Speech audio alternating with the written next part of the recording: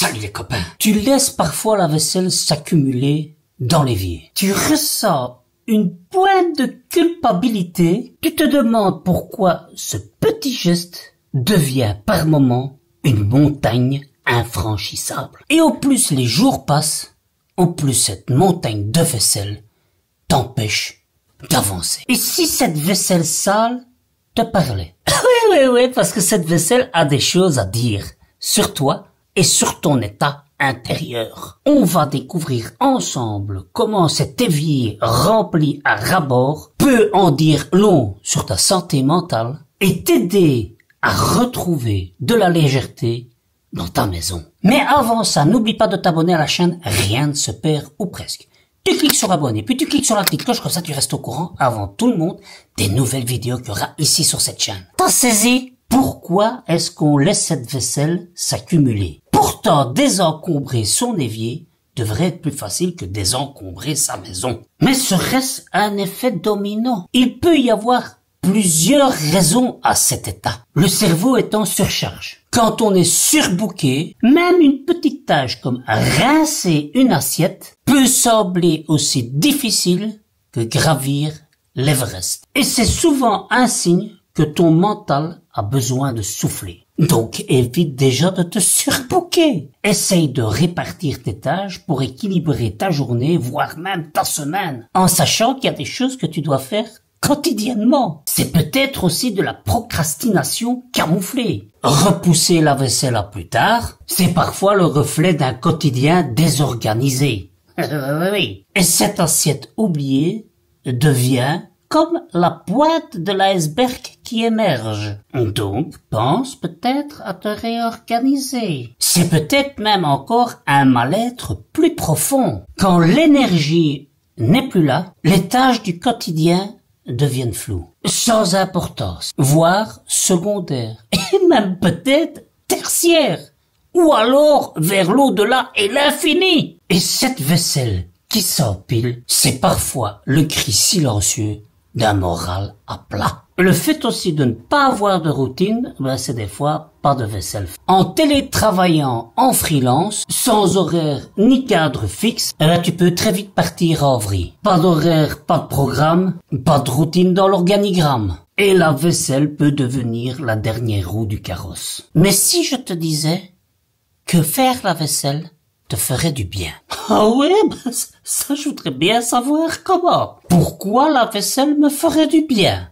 Déjà, adieu les mauvaises odeurs et les bestioles. Oui, parce qu'une vaisselle qui stagne, ça attire les bébêtes. Une cuisine propre, c'est un environnement sain et accueillant. Et crois-moi, les cafards ou petites bestioles en tout genre n'ont pas leur place dans la cuisine. Et Ratatouille n'est chouette à voir que dans le dessin animé. C'est moins de charge mentale. Un évier vide, c'est comme une respiration dans l'esprit. Un visuel sympa. Ne me dis pas que quand tu te lèves le matin et que tu vois déjà ton évier rempli, tu te dis, chouette, la journée commence bien. Non, ça te démoralise, ça te plombe le moral. Je sais parce que ça m'est déjà arrivé. Tandis que quand il y a moins de bruit visuel, tu as plus de calme à l'intérieur. Le sentiment de contrôle. Alors, faire la vaisselle, c'est un petit geste qui te dit « je gère ». Et ça, c'est très puissant. Parce que quand tu gères, ou que tu crois gérer, tu te sens le roi du monde, hein. Je suis le roi du monde! Et c'est même encore mieux quand tu gères vraiment. Bye bye les disputes à la maison. Bon, si t'es tout seul, c'est difficile de te disputer avec toi-même. Mais quand t'es déjà à deux, c'est déjà moins facile. Donc, une règle simple serait comme alterner les jours de vaisselle. Une fois toi, une fois moi. Et hop, fini les tensions inutiles, hein. Chaque son tour, quoi.